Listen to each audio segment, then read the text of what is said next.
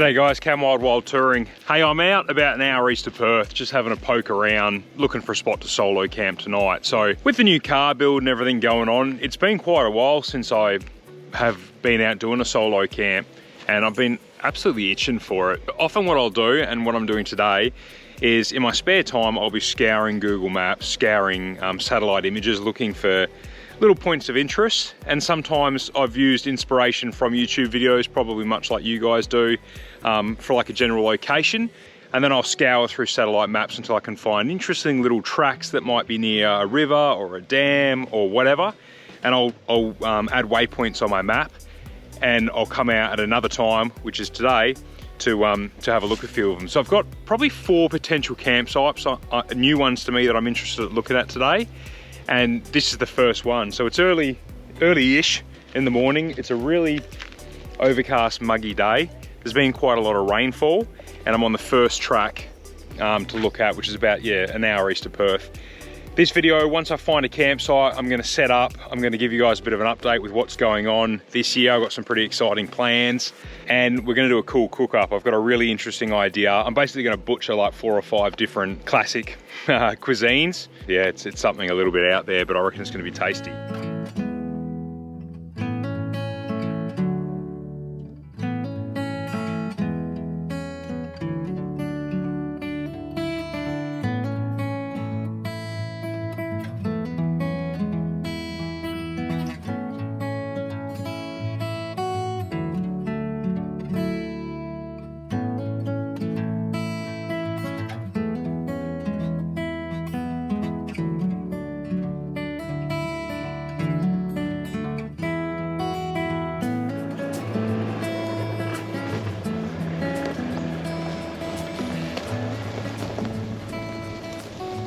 I'd be lying to you if I didn't say that this happens more often than not.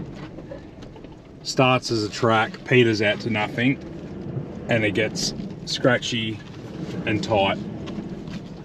I'm sure this was a track once upon a time, but it's not very well driven anymore. You get to that point where you're like, do I keep pushing through because there might be something amazing at the end?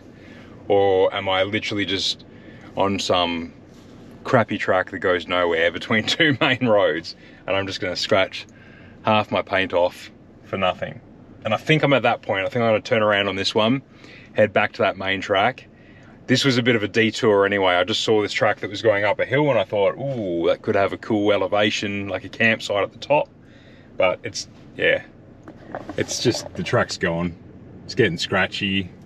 It's not too bad in this spot, but it gets tight in the trees every now and then. I think I'll turn around and head back to the main road.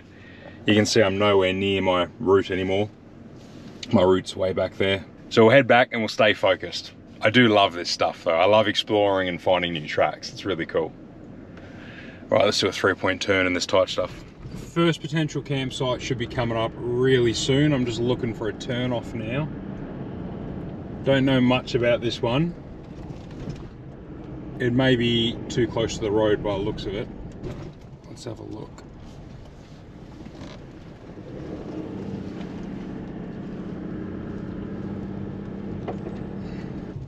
Oh, there's been some big fires here and lots of stubbies and stuff, so this is well used, unfortunately.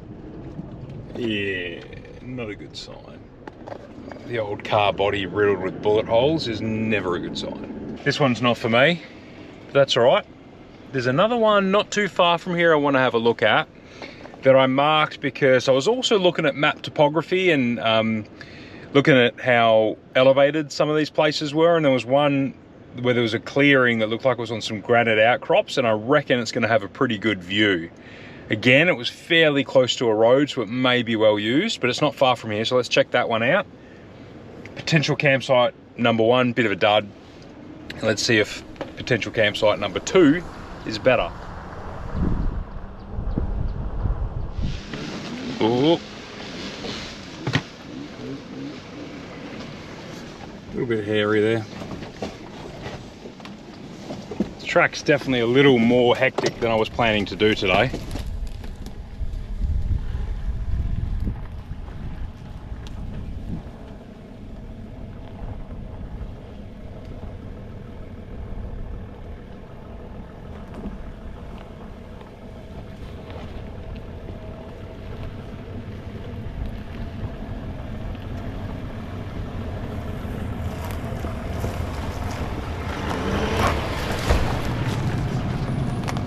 Oh, I'm gassed. I've just ran up and down the thing just to make sure I'm not driving into uncertain doom. But yeah, these were the views I was chasing. Epic. Unfortunately, I just didn't realise it was going to be motorbike single track along here. I mean, it's not wide enough for a big car like mine. Got big tree stumps there.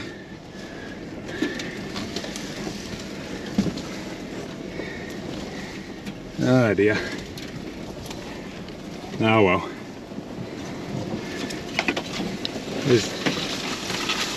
I was going to go this track, I think.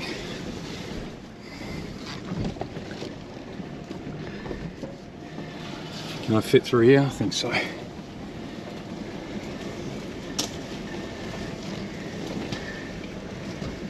Yeah. Oh.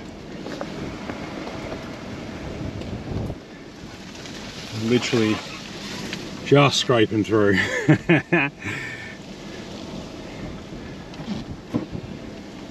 And now I've got to navigate all these big diff clangers. Let's hug this bank.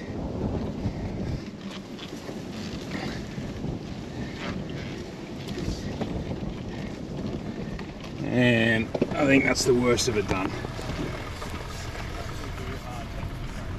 I knew I was in the wrong spot when I was at the top of this hill, and I came around a corner. It was too tight to turn around, and two trail bike riders came bouncing up next to me and stopped, lifted their helmets and said, "What the f are you doing with a car down here?"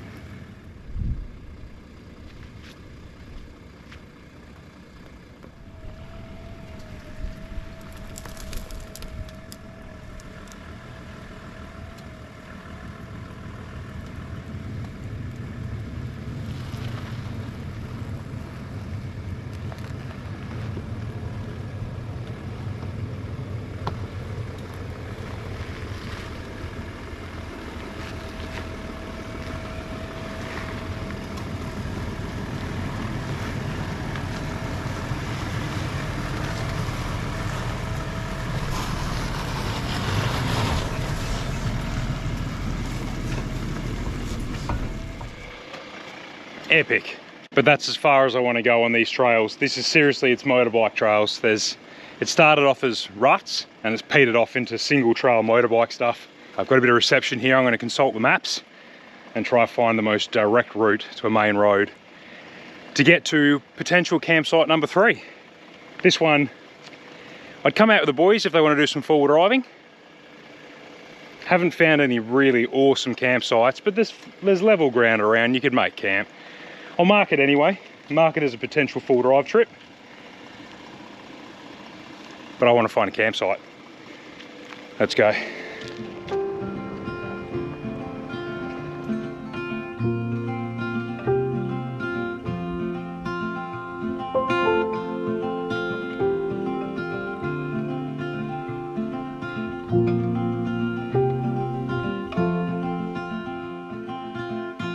Rainy days don't seem so wet.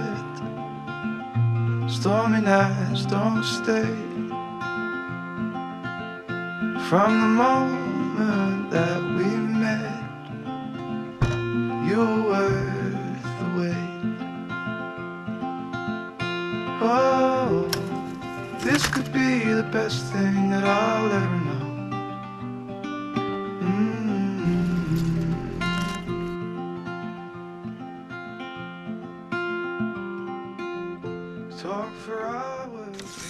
And that'll do. Definitely would have been special in winter, having a fire right there on the banks of that creek running. Save that for next time. We'll come back in winter. This will do for this evening. We'll be comfortable and we'll have a good feed. Hey, I was thinking, I did a lot of running around to get here. Talked about finding different campsites and whatnot, and how I find them using YouTube for inspiration, other social media for inspiration, and then sort of just spending a lot of time on Google Maps, satellite maps, looking in regions that interest me, and then finding tracks down to water, clearings, all that kind of stuff through satellite maps. And that's great. But once you've found that position that you want to get to, maybe you've got some GPS coordinates, but once you're at a cell signal, how do you actually follow a map to get to these places? And I kind of glossed over that, and I probably haven't spoken much about this at all yet. A few of you have picked up that it's been on my dash for a while. So I've been using the Garmin Overlander, and I've had it now for, I want to say 6 months, maybe 4 months, something like that. This is my second device. The first one just didn't work out of the box, and I had nothing but problems with it, and I'd lost my faith in it. I wasn't too confident, but I thought I'd give it one more go because I know so many people speak highly of them. So I bought another one, and this unit, touch wood, has worked flawlessly, and I'm really happy with it. So I can plug in, I could get GPS coordinates from Google satellite maps, and I can plug them into this, and it will give me, it can do turn-by-turn navigation to get there. It's not always super accurate, but it will be fairly close. But yeah, it works really well. It's running HEMA maps, which are the best. Like that's as good as it gets. So HEMA mapping itself is brilliant. HEMA GPS units, like their dedicated unit, like the HX2, which is the latest one. I had 2 of those and never had much success with them. So I love HEMA maps. I'm just not real keen on their hardware. The Garmin has, you know, as far as I'm concerned, it's nailed the hardware. It's also nailed the way that it's fixed and charges. It's got a great big suction cap in the window, and it just magnets into place and charges through that magnet mount. So it works really well. I don't know, they're $600, $700, $800, something like that. I waited till it was on special at Repco to pick one up. I'm pretty sure I paid $650 or something like that. But even at $800, if that's retail, or $900, I still think it's probably worth that if you are looking for a dedicated GPS device. So yeah, very happy with that. Very easy to add waypoints, to add routes, to set an entire trip, like point-to-point waypoints that you can follow, which is what we did for the last one down Israelite Bayway. Yes, works really well. Anyway, I'm going to set a few more lights up and have a beer. That's a mid-strength hazy. It's a West Australian beer from Beer Farm. And start getting some dinner together. I reckon it'll be good. I'm quietly confident. It's very peaceful here. Had one group of motorbikers cruise past on the other side of the river. But other than that, I've been here for a couple of hours and I haven't seen anyone or heard any cars. All right, I think I'm all set up. So I'm going to be doing a Philly cheesesteak. And you've probably got an idea in your head of what that's supposed to look like, and this will look nothing like that. Now, essentially, it is going to be the same sort of thing. It's a sandwich with some really thinly sliced red meat, seasoned, and some melted cheese through it. I'm going to be using some lamb. I've got some lamb leg thinly sliced there that I did at home already. To slice it really thinly, what you need to do is bang your protein in the freezer for about 40 minutes until it just starts to firm up, and then get a really sharp knife, and that makes you able to cut it really, really thin, which is what you want because it's going to cook pretty hot and fast. I'm going to go one step further to make sure that this is not chewy at all. What I'm going to do is I'm going to tenderize it. It's an American sandwich. I'm using Kiwi meat, and now I'm going to use a Chinese cooking technique to tenderize it, and they call it velveting, which is tenderizing your protein with a bit of bicarb soda. So I've got a teaspoon of bicarb soda there that I'm going to tip into this lamb, and I'm going to let that marinate, if you like, for about 15 minutes, and then I'm going to wash it off. You've got to wash it off, otherwise it's going to taste pretty freaky. If you leave it too long, it turns your protein into mush. So 15 minutes is plenty. Give that a good mix up. All right, while that's marinating, I'll put the inverter on, get the induction cranking, and we're going to fry off some onion.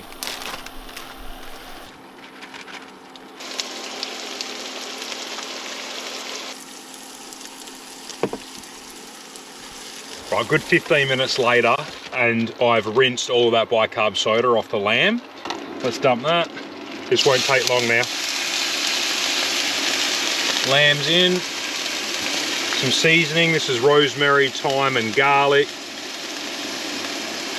This is actually like quite a quick and easy meal, especially with the prep done at home. Cutting the onions up and cutting the lamb into strips has made it really fast.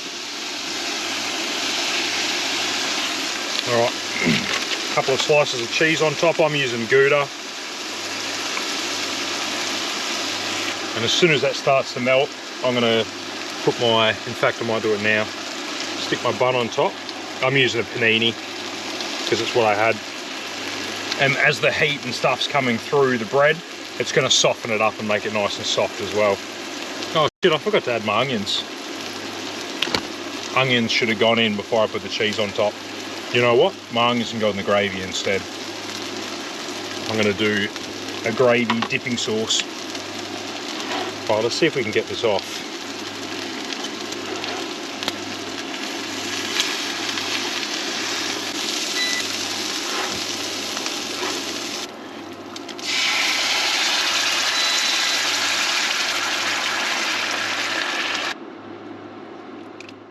Righto, there we go. It's going to be messy. There's no delicate way to tackle this. The meat is super, super tender. Crispy, it's delicious. I'm going to end up finishing this with a knife and fork, but I'll start like this. Oh my lord.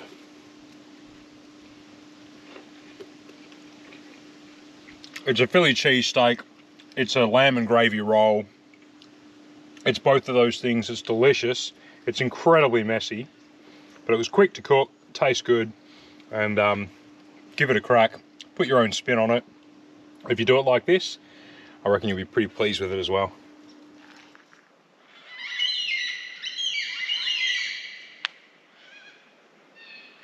Black cockatoos, beautiful. All cleaned up and packed away, that didn't take long.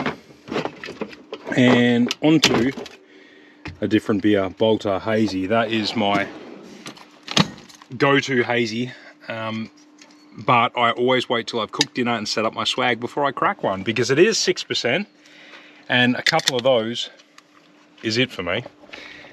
Actually, I'm already thinking about bed. As soon as that sun's gone down, I'll be going to bed. That's something I love about solo camping. I'm on my own time. I'm in no rush. It took me the best part of a day to get out here, and this is only probably an hour and a half from home. It took me the whole day because I did a bit of exploring. I took a few photos. I filmed a bit of stuff. I was on my time, and I really enjoy that. But as soon as I've rolled out that swag, I was already thinking about how long till I can climb into that thing. I'd sleep better in that swag than anywhere else. I don't know what it is, but with the sides opening and just listening to the rustling in the trees and stuff, the fire crackling if we did have one, not tonight sadly. But yeah, I have some of the best night's sleep in the swag. I love it.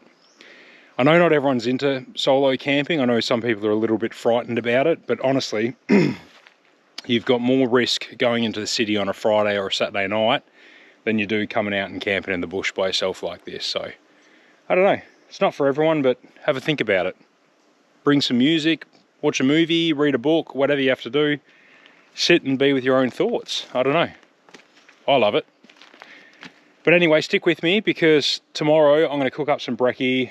I'm going to make some coffee, and I want to have a chat to you guys about what's coming up on the channel this year. I'm pretty excited about a few things we have planned, some really big trips, getting out of WA, and filming a few collaborations with some YouTubers that you guys will know. A couple of new ones that I've never filmed anything with before. So I'll chat to you tomorrow about that. Stick with me, and I'll see you in the morning. Cheers guys, good night.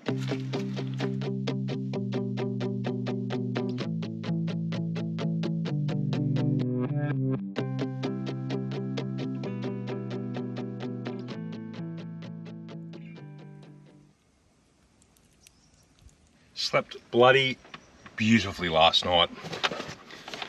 Wind was rustling through the trees all night. Smelling the forest. I don't know, that's a thing. I love the smell of the forest. And it was just a comfortable temperature with both the sides open. So yeah, really good sleep. Anyway, I'm gonna get some brekkie into me.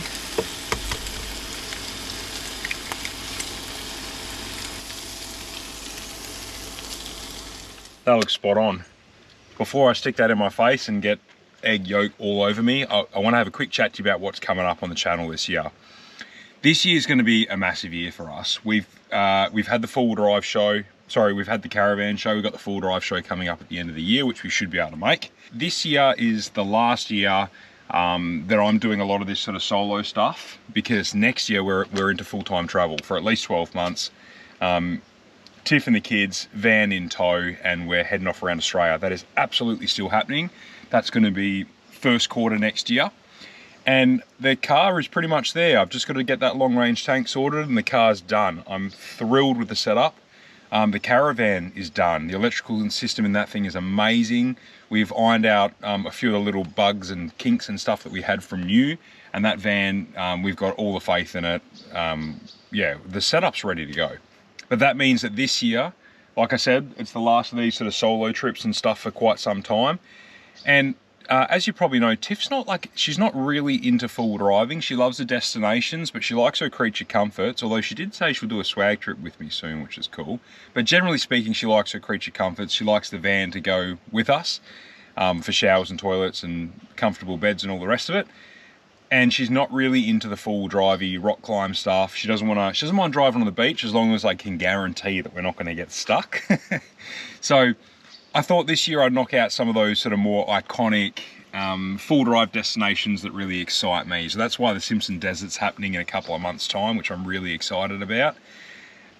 Tagging on the back of that Simpson Desert trip, obviously I'm going to end up in southwest Queensland at the end of that trip around Birdsville. And I thought to myself, I'm already halfway across the country. Why not just keep pushing on for a couple of weeks and do some stuff in Queensland? So I'm hopefully hooking up with Justin from Trip in a Van, Justin Lorimer, and we're going to do a boys trip together, whether that's fishing or full driving. We'll see. We're sort of fine-tuning the finer details, but I'm really excited about that. I'm excited to meet him. I chat a little bit on social media, on the phone and that, but haven't actually met him yet, so that would be really cool. We're big fans of Trip in a Van, obviously. On that note, also looking at doing a collaboration with Alex from Now or Never later in the year. Also big fans of his channel, so excited to do something with him. It'll be a similar theme: boys trip, fishing, full driving, camping, all that kind of stuff. So that's really cool. And hopefully I'll do another collaboration with Pete from WA Camping Adventures as well. We haven't locked anything in, but I'm always trying to lock him down to do a trip with him. I really enjoy hanging out with Pete. So yeah, a few big trips, couple of big collaborations. Should be a good year.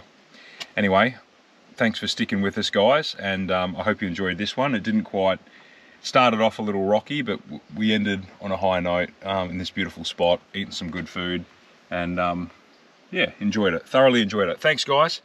Cheers for watching, and we'll see you in the next one. I'm going to have a coffee after this, and then we'll make our exit. Cheers.